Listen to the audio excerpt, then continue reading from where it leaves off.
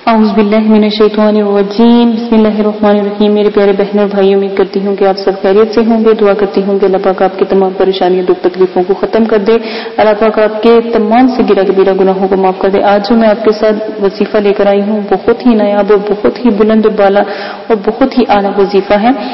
یہ وظیفے کا طریقہ جو پہلے میرا وظیفہ تھا اس سے تھوڑا مختلف ہے۔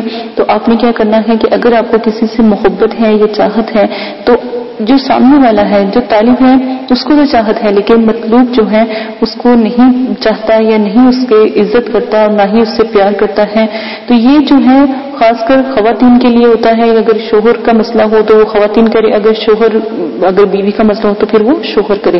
تو ان کے لیے بھی بہت جائز ہے جو میں آپ کو آج بتانے جا رہی ہوں، علم بہت ہی نایاب ہے۔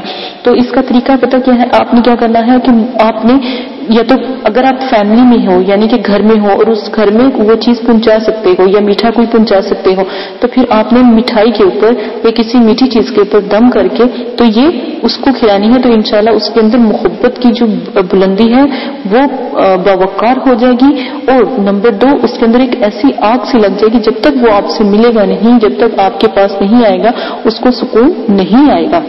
یہ بہت نیا وظیفہ ہے، یہ آپ لازمن کیجیے گا۔ نمبر 2 اس کا ایک اور طریقہ ہے کہ آپ نے یہ جو آیات مبارکہ اسکرین پر چل رہی ہے سورہ یوسف کی ہے، 29 اور 30 آیاتیں ہیں یہ، ٹھیک ہے، 29 اور 30 کے درمیان کی آیات ہے سورہ یوسف کی نایاب آیاتیں ہیں، ٹھیک ہے۔ تو یہ آپ لازمن کیجیے گا۔ یوسف سے لے کے یوسف آرزو یہاں سے لے کے فی الضلال مبین تک آپ پڑھیں گے، ٹھیک ہے، اور یہ اسکرین سے آپ اتار لیں گے تو انشاءاللہ اتنی بےچینی ہو جائے گی اس کو کہ جب تک وہ آپ سے ملے گا نہیں یا جب تک وہ آپ سے ملے گی نہیں اس کو سکون نہیں آئے گا۔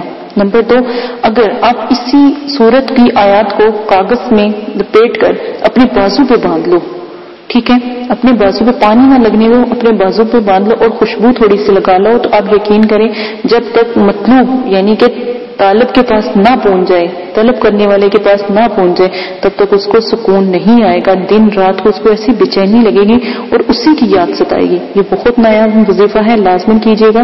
اسی وظیفے کے ساتھ اجازت چاہتی ہوں، اپنا بہت زیادہ خیال رکھیے گا، دعا میں یاد رکھیے گا، اللہ پاک آپ کو کرنے کی توفیق عطا فرمائے۔ اور اگر آپ کے ساتھ کوئی ایسا مسئلہ ہے جو آپ لائیو نہیں شیئر کر سکتے تو ای میل پر آپ بات کر سکتے ہیں، اور اگر ای میل پر بھی بات نہیں کر سکتے تو پھر کمنٹس پہ بات کر سکتے ہیں، ٹھیک ہے۔ تو انشاءاللہ آپ کی جتنی بھی مشکلیں پریشانی ہیں ضرور حل کی جائیں گی۔ اجازت ہے، اپنا خیال رکھیے گا، دعا میں یاد رکھیے گا، اللہ حافظ۔